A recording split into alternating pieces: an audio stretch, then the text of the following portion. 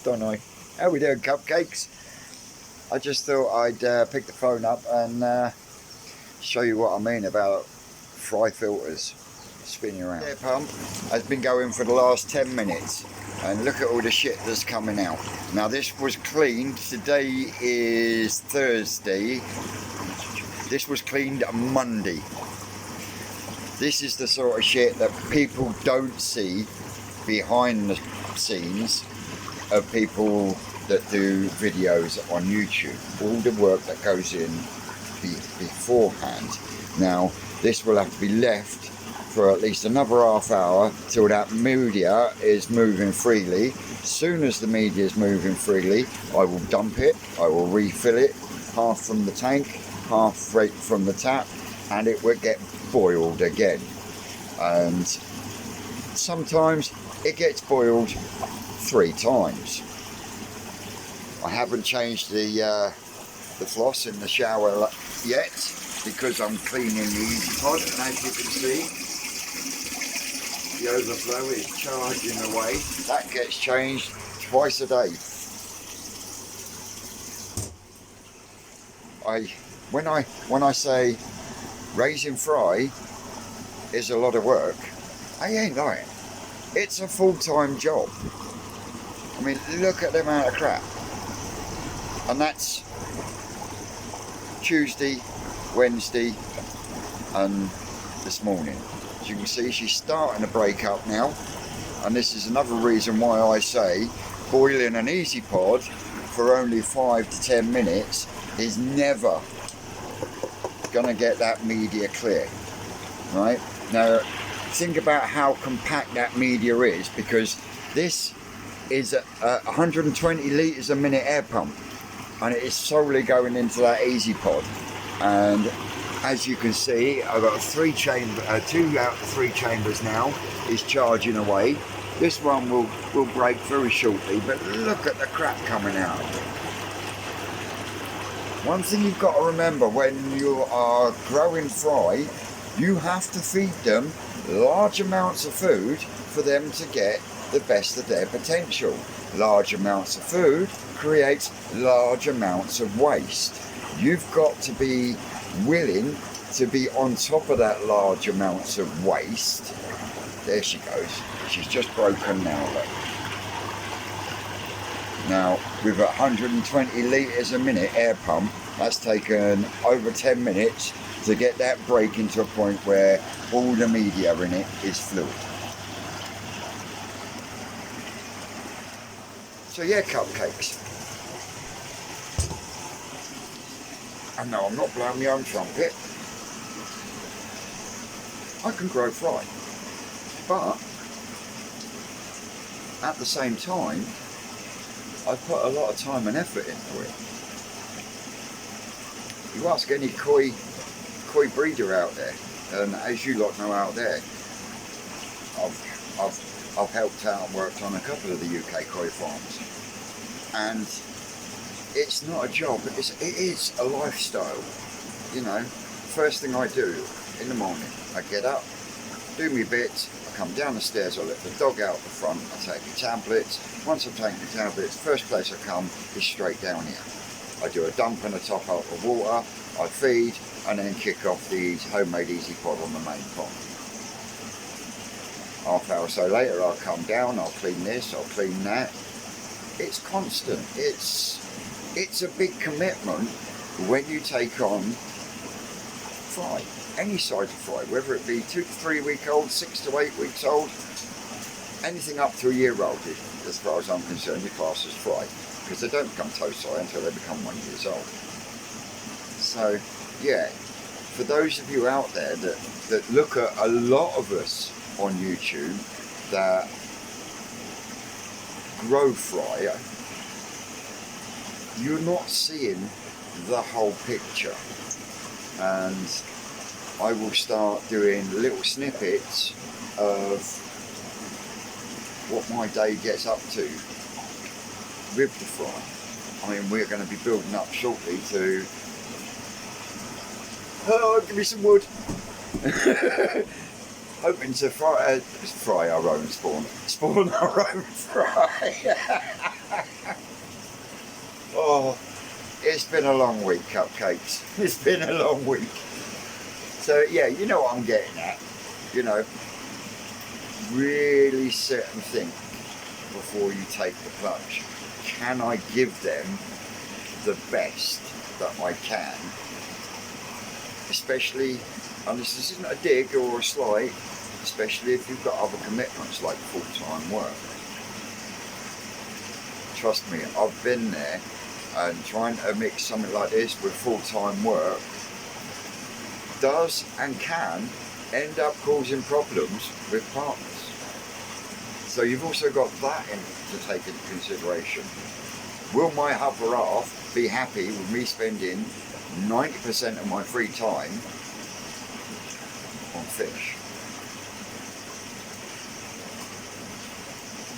So yeah, just a little waffle. I just wanted to show just how much shit these fish do produce. And yes, I know I've got a lot of fish in a small body of water, but because of that, I make more of an effort to make sure that everything is kept clean, dirt-free, shit-free, whichever way you want to look at it. But the thing I want to emphasise the most is it's very, very time-consuming. It's very, very rewarding if it comes off where you want it to, and so forth and so on. It is extremely rewarding, and like I keep saying, once you try it once, you get hooked, and then Jesus Christ, get used to being skinned, because keeping on top of the feeding as well as the cleaning can be a bit of a challenge as well. I mean, this tank, it gets fed up to 12 times a day. And when you equate that to amount of food, it gets a bit expensive, shall I say? Which is why I try to vary their diet so much. Oh, my shoulder's killing me. Yeah? Sorry, you've got the noise of the Easy Pop there, but what you've got to remember is not just fry, but koi in general, if they are in the optimum water conditions at temperatures of, I would say, 22 to 26, these buggers can eat up to 2% of their body weight a day. So think about that when you see people who have got ponds with very large fish. Imagine 2% of one of them bad boys. Yeah. And Ricky has mentioned it a few times. That's Ricky Stoddart, Koi Wholesale. He will be live this evening. Get down there, give him a like, share it to your friends. The man knows his shit. And as he says and has said on numerous occasions, you will find a hell of a lot of UK koi keepers actually underfeed their ponds.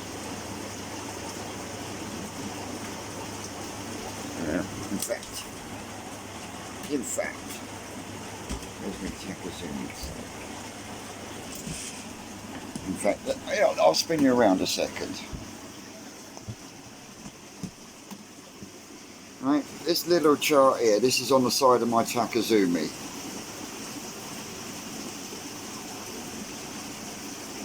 Yeah? So,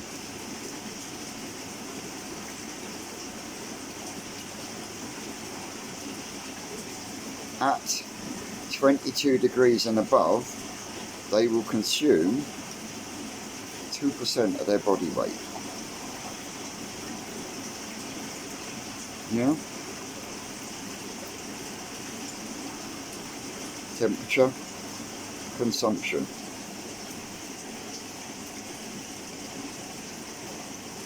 So yeah, gives you something to feed about, something to think about as well. And with the rising costs of electric and stuff like that, so yeah, with the rising cost in electric and everything like that, it's a lot to think about when you're taking on a responsibility like fry. Because even though they are really bitty things, and yes, some die, some get eaten, that's just the law of nature. But it doesn't matter whether they're frying or they're 50 to 60 centimetre plus.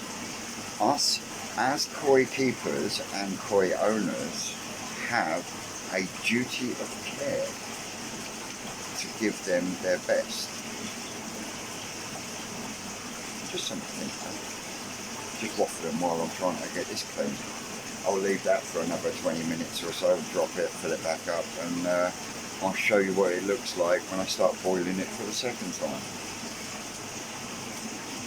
Yeah. Well, what I'll do is I'll give you a look at this before I walk away, and then we'll come back, I'll dump it, and then we'll top it back up, and we'll show you just how much more comes out. So yeah, as you can see, Easy Pod is charging away nicely. And so I did this same procedure Monday, and like I say, time is now. Let me get the other phone out. Oh, 1:15 exactly. So I will come back in half an hour. I'll come back at about 1:15. We'll dump it, we'll rinse it out, we'll fill it up, and then I'll show you just how much more will come out of it. Well, I was a little longer than I said. The time is now actually 1:40. As you can see, we've got a lovely colour going on, so we'll dump that.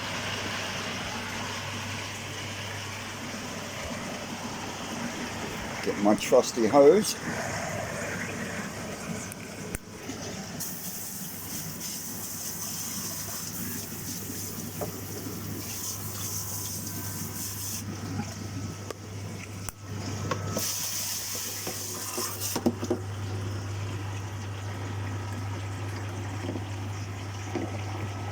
You ain't gonna believe how much shit comes out of here.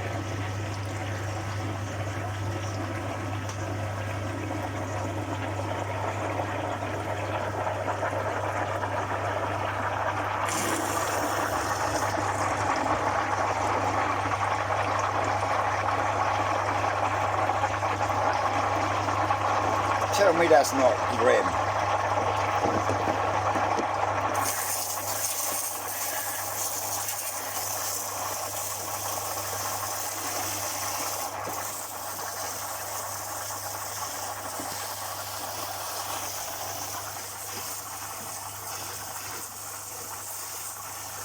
Right.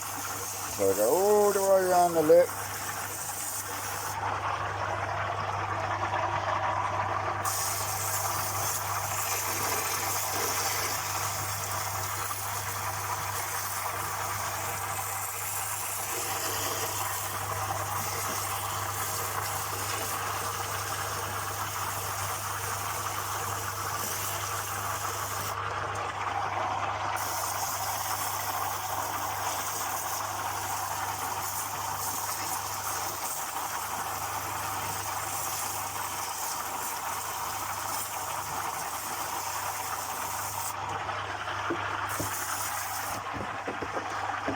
I then shut the bottom valve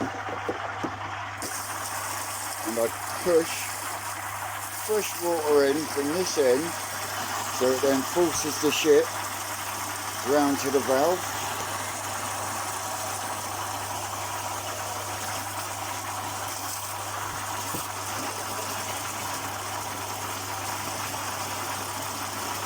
You can see it being pushed round. I'll let it fill up to a point, leaving the hose running on this side.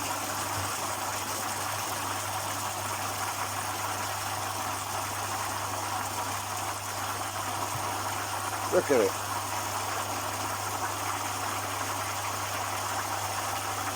So shut the valve again, let it build up.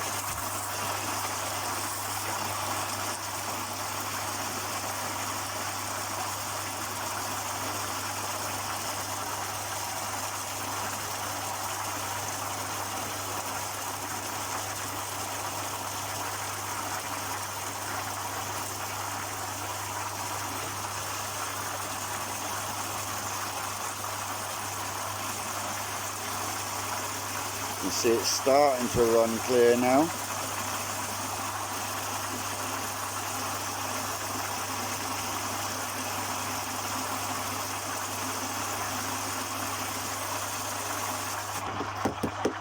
I'll do for a minute, shut the valve, and I'll start topping up with my tap.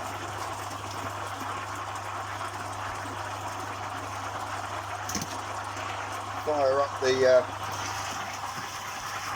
filter pump as well, and what I do is see where the water is coming over that edge. I'll stop when the water gets to there, and then I will turn the pump off so then I can replace the water that I've just taken out straight into the tank itself. And then once I've done that,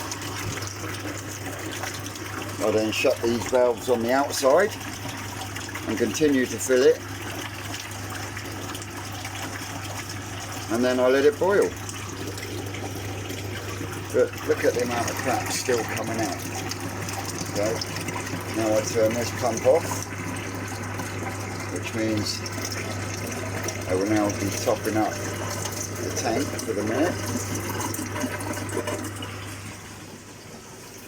Because you can see it's dropped in there, and because the heaters are in the tank itself at the moment until this gets rebuilt, I then top the tank back up, and then I then fill the Easy Pod with top up water, and then I do a second clean. But tell me that is not grim. And I am coping with this every few days. If I didn't, not only would the fish die, but they wouldn't even thrive. So yeah, it takes a lot of effort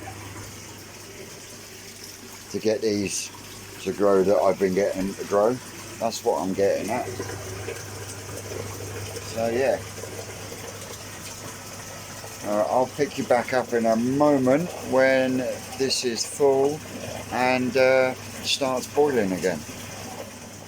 Here we go, we're just starting to fill up now.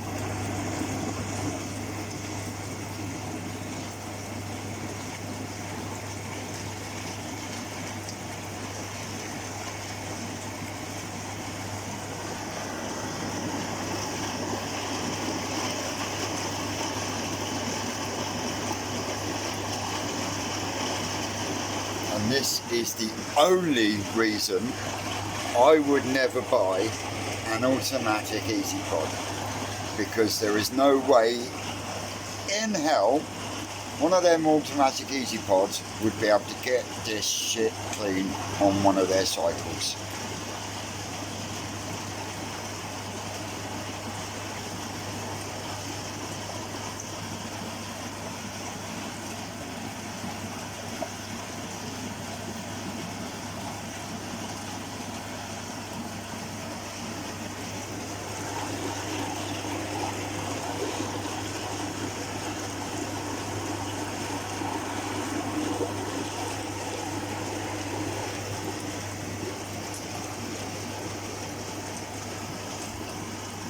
Right, that's coming up to about the level where I have it.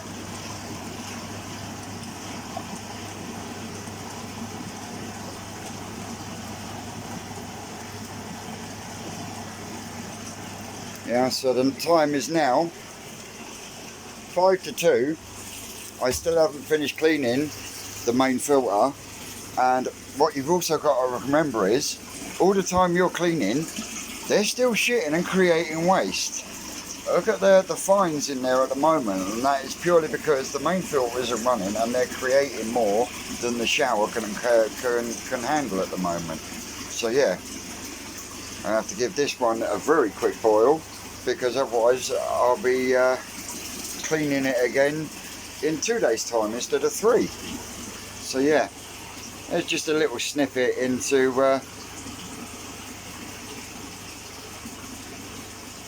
fry the twisted way. That's all, cupcakes.